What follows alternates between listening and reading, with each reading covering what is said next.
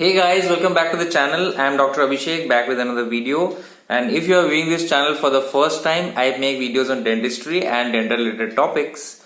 And I am working as a reader, which is equivalent to an associate professor in the Department of Oral Medicine in Bhubaneswar. And so this is me. और आज तो मौसम बहुत ही ठंड है सब जगह में और पेशेंट्स भी काफी कम है, तो relatively I am quite free. And yesterday I got a patient in which I had to do RCT of 2 teeth, जो मैंने अपने Instagram story में भी डाली थी. उसका काफी मुश्किल से मैंने ऑब्जर्वेशन किया कल. And let's see what happens. और ऑब्जर्वेशन टू माय सरप्राइज कि बहुत ही जल्दी हो गया. मुझे लगा था कि बहुत टाइम लग जाएगा उसमें. तो चलिए आज अपने टॉपिक पे बात करते हैं. तो काफी दिन से मुझे रिक्वेस्ट आ रही थी कि प्रेग्नेंट फीमेल्स में क्या प्रिकॉशन लेने चाहिए, क्या मेडिसिन देने चाहिए, क्या सेफ है. तो इसके बारे में मैं वीडियो बनाना चाहता हूं. तो सबसे पहले देखिए, प्रेगनेंसी के दो इंपॉर्टेंट एस्पेक्ट्स होते हैं. फर्स्ट ट्राइमेस्टर ऑफ प्रेगनेंसी हो गया और एक है last trimester of pregnancy. Trimester means 3 months. अब first trimester of pregnancy is like very important, जहां पे एम्ब्रियोजेनेसिस होता है, जो फीटस होता है एमनियोटिक फ्लूइड के अंदर रहता है and it grows inside the जो सैक होता है उसके अंदर. And you have to be very careful with the pregnant patient. So whenever the pregnant patient comes to your clinic, until and unless it is required कि radiograph लेना ही, ऐसा नहीं है कि आप रेडियोग्राफ नहीं ले सकते हैं, बट लेड एप्रन है मेरे पास, तो पेशेंट को लेड एप्रन पहना के you can take an x ray.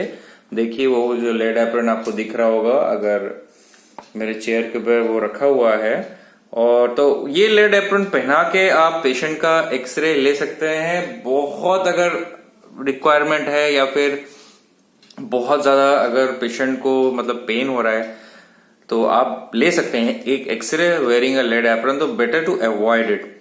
अगर आप patient is within the first, second month या थर्ड मंथ, तो ड्यूरिंग दैट टाइम कोई भी प्रोसीजर पेशेंट पे ना करें.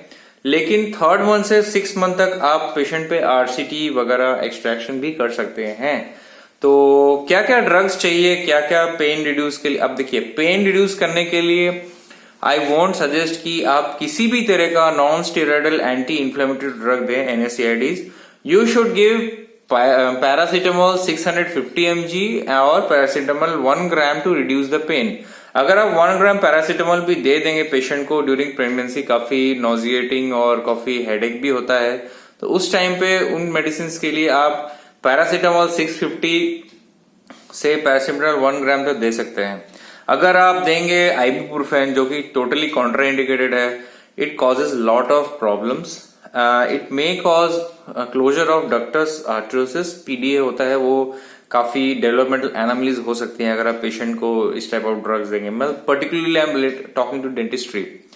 अगर आप पेशेंट को उस टाइम पे you give any other like pain killers, तो it may cause pressure on the amniotic fluid. जो अम्बिलिकल कॉर्ड का जो एमनियोटिक फ्लूइड है वो कम हो सकता है if you give NSAIDs, and it will cause a lot of pressure on the umbilical cord of the child. So it may reduce the blood flow to the fetus. So ये एक problem होती है. तो किसी भी type का pain killer ना दे. Okay, now in infections to the patient. Patient तो पेन कब होता है, जब इन्फेक्शन होता है, राइट? तो पेशेंट को अक्सर पेन होता है टूथ एक में, एंड उस टाइम पे हम एमॉक्सिसिलिन प्लेन 500 mg दे सकते हैं, जो कि एमॉक्स 500 अवेलेबल है मार्केट में, हर एक शॉप में अवेलेबल है. पहले यही एंटीबायोटिक यूज किया जाता है, अभी आजकल मार्केट में amoxicillin plus clavulanic acid Augmentin.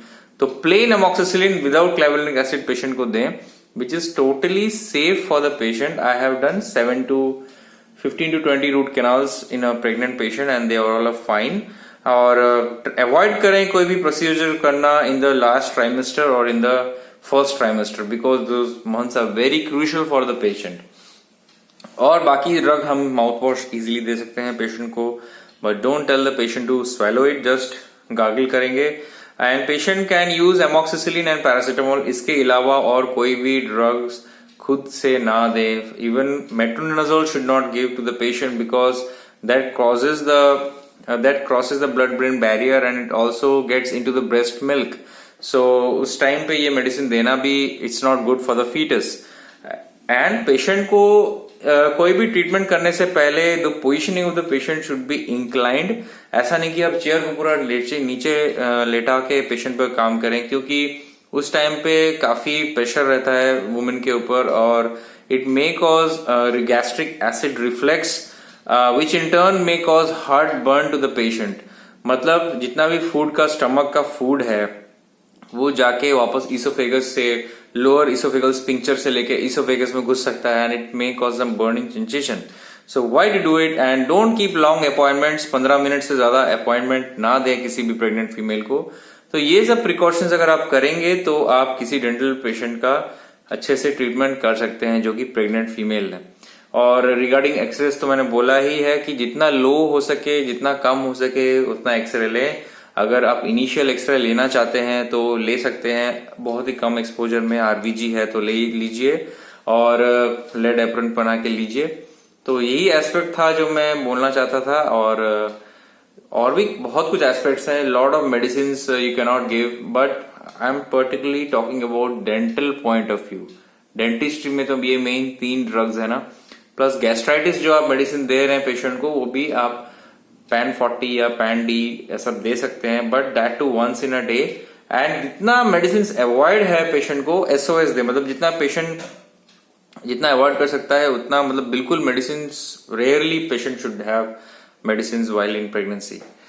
सो आज का वीडियो इतना ही था और ट्राई करें पोस्टपोन करने का पेशेंट्स को अपॉइंटमेंट। डिलीवरी के बाद भी आप अगर कुछ टेकअप केस अगर चले जा रहा है तो let the patient go and get the delivery done and then patient can come back to you always and get the treatment. तो आज का वीडियो इतना ही था, शॉर्ट वीडियो। आई थिंक थोड़ा बहुत फायदा होगा आपको इस वीडियो से एंड आप सेफली ड्रग्स लिख पाएंगे। Have a good day.